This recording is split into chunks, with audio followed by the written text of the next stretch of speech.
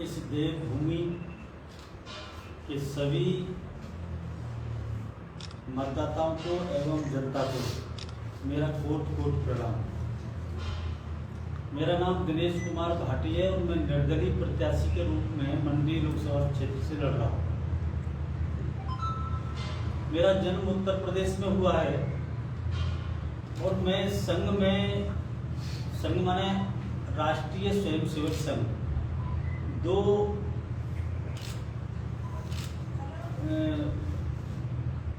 1982 का स्वयंसेवक और संघ में प्रचारक रहा आरएसएस में।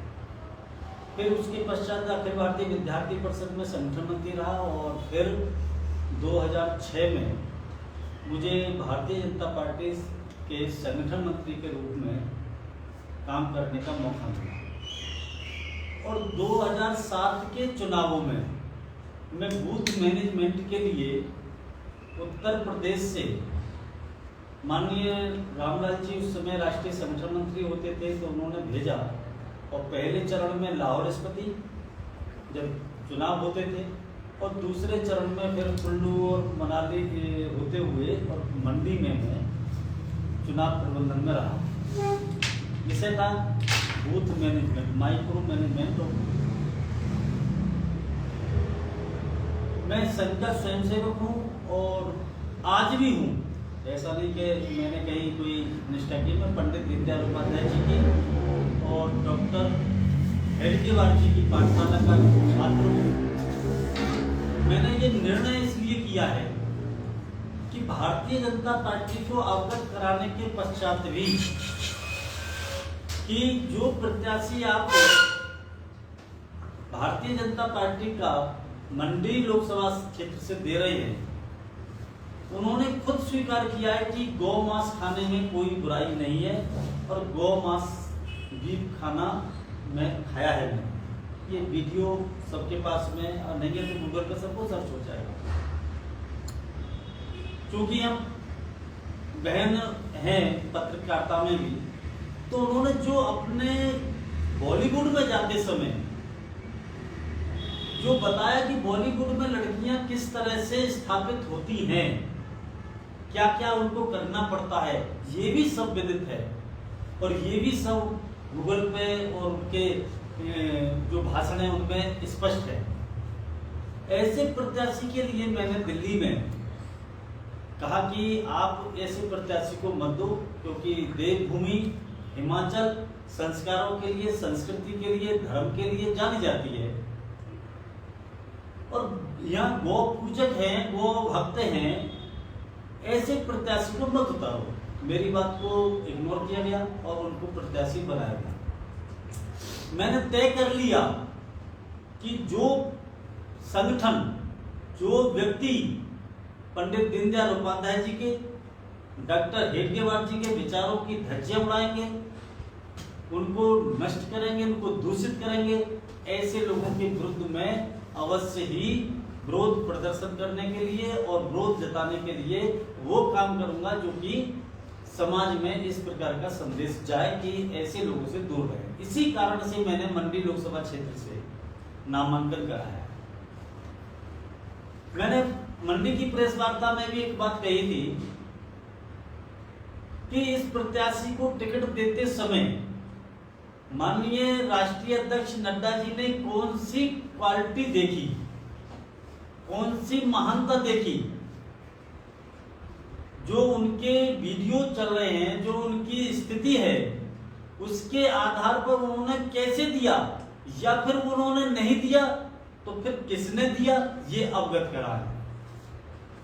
मैंने मंडी के कार्यकर्ताओं से वार्ता की, संघ के स्वयंसेवक प्रचारक जो भी रहे यहाँ पर, एबीपी के, धर्म जागरण के, हिंदू जागरण मंच के, विद्या भारती के, उन सबसे मेरी पहले से परिचय था और मैंने पूछताछ की तो उन्होंने कहा कि भाई साहब हमारे यहाँ पर हमारे विचारों को, जो हमारी आस्था है, उस आस्था को पूरा नष्ट करने का भारतीय जनता पार्टी ने काम किया है। मैं किसी भी स्तर पर, राष्ट्रीय स्तर पर भाजपा का विरोधी नहीं हूँ। आज भी मैं संघ का प्रचारक के रूप में ही काम करता हूँ, प्रचारक नहीं हूँ, परंतु प्रचारक के रूप में काम करता हूँ। और पीछे चुनावों में मैंने सब जगह घूम के भारतीय जनता पार्टी को कहा है, परंतु मुझे मजबूर होना पड़ा जब मेरे मन को, मेरे विचारों को, मेरे पंडित दीनदयाल उपाध्याय जी के विचारों को खत्म करने के लिए इनको उतारा गया। अभी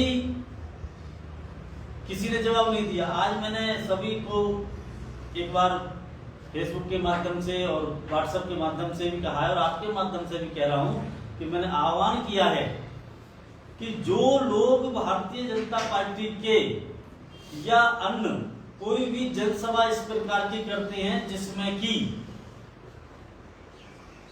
कंगना रनौत जी को वोट देने की अपील होती है, मेरी सभी देवभूमि के कार्यकर्ताओं से, देवभूमि के भारतीय जनता पार्टी संघ के परिवार के लोगों से और जनता से और वोटरों से, मतदाताओं से अपील है कि वो ऐसी जनसभाओं का बहिष्कार करें, ऐसी जनसभाओं में ना जाएं, चाहे वो किसी की भी है, कितने बड़े व्यक्ति की है।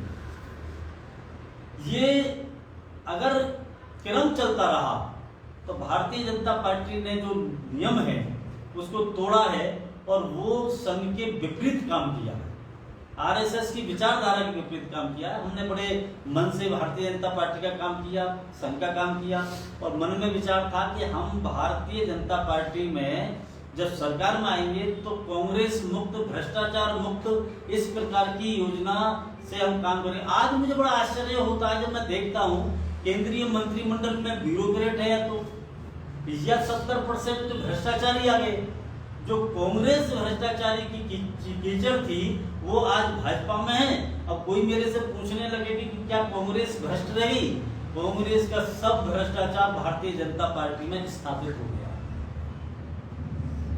जब ऐसी स्थिति में संघ के स्वयंसेवकों ने जिस समय से काम किया है उनके मन पर कैसी पीड़ा होगी कि आज मंत्रिमंडल में, आज पदों पर, मैं आपको उदाहरण देता हूं कि रोज पट्टा डाल के कांग्रेसियों को, रोज पट्टा डाल के बसपाइयों को, रोज पट्टा डाल के सपाइयों को, रोज जो पट्टा डाल के बुला रहे हैं और उनको सदस्यता दे रहे हैं। और कार्यकर्ता की अगर किसी रूप में देखा जाए तो भारतीय जनता पार्टी की इस मंडी लोकसभा में लाखों कार्यकर्ताओं की राजनीतिक हत्या भारतीय जनता पार्टी के कुछ नेताओं ने, मंडी में रहने वाले या हिमाचल में रहने वालों ने की है।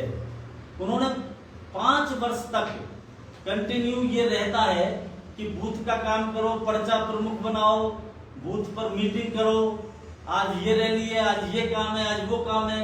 और उसके पश्चात 5 वर्ष तक बेचारे वो दड़ी बिछाते हैं, मेहनत करते हैं, गाड़ियां भर के बड़े बड़े कार्यक्रमों में लेके जाते हैं और लास्ट में ऐसे व्यक्ति को टिकट दे दिया जिसका ये आने का भी पता नहीं था और जाने का भी पता नहीं पड़ेगा 1 तारीख के बाद में कि कहां गए। ऐसी स्थिति में मुझे जब ठेस पहुंची खुद और मैंने कार्यकर्ताओं से बात की और कार्यकर्ताओं ने, यहाँ के जो मैं परिचित था पहले से, जब उन्होंने मुझे बताया तो मेरे मन में उनके प्रति श्रद्धा जगी और मैं उनकी बात को रखने के लिए यहाँ चुनाव लड़ने आया हूँ और चुनाव लड़ रहा हूँ। मेरे आपके माध्यम से सभी गौ भक्तों से जो संस्कृति संस्कार की रक्षा करना जानते हैं देवभूमि के, वो उनसे आग्रह है कि वो घर से आपस में, ठीक है मेरे साथ न लगे, परंतु आपस में मोबाइल के माध्यम से वैसे वो प्रयास करें और मुझे वोट डलवाने का पूर्ण रूप से प्रयास करें और मुझे जिता। ये मेरा आपका कहना है कि आप प्रचारक हैं या प्रचारक थे, तो क्या आपने अपने संगठन में बात नहीं रखी इस बारे में? मैंने प्रचारक था, मैं एबीपी का संगठन मंत्री रहा, बीजेपी का संगठन मंत्री रहा। अभी मैं सुप्रीम कोर्ट में एडवोकेट हूँ और लीगल सेल का मैं काम देखता हूँ बीजेपी का। और हो जाएगा 2-4 दिन में सस्पेंड हो जाएंगे, कोई बात नहीं। मैंने सबको ये विषय रखा। मैंने किसी पूरे देश में किसी एक कैंडिडेट का विरोध नहीं किया और ना मैंने ये कही कि इसको टिकट दो, परंतु जब यहाँ टिकट हुआ तो मुझे लगा कि हाँ वास्तव में गौ मास के बारे में चर्चा करना, संस्कारों के बारे में करना, ये मुझे बुरा लगा और मैंने यहाँ पर आकर नॉमिनेशन कराया। मैंने बात की, मेरी बात मानी नहीं। भारतीय जनता पार्टी और कार्यकर्ताओं की बात को सुनती नहीं है, ऊपर से थोपती है। तो आपका विरोध पूरे देश में है या कि सिर्फ मात्र मंडी संसदीय क्षेत्र में? मेरा मंडी में ही विरोध है, मेरे प्रत्याशी के कैरेक्टर से विरोध है, मेरा प्रत्याशी के व्यवहार से विरोध है, मेरा संघ से या बीजेपी से विरोध नहीं है, मेरा तो केवल एक व्यक्ति विशेष से विरोध है जो उनके कृत्य हैं वो अपने पे अवलोकन करें और वोट देने वाले भी उसका अवलोकन करें कि वास्तव में हम जो वोट दे रहे हैं वो संस्कार संस्कृति को बचाने के लिए और गौरक्षा के लिए दे रहे हैं या फिर गौरक्षा के खत्म करने के लिए।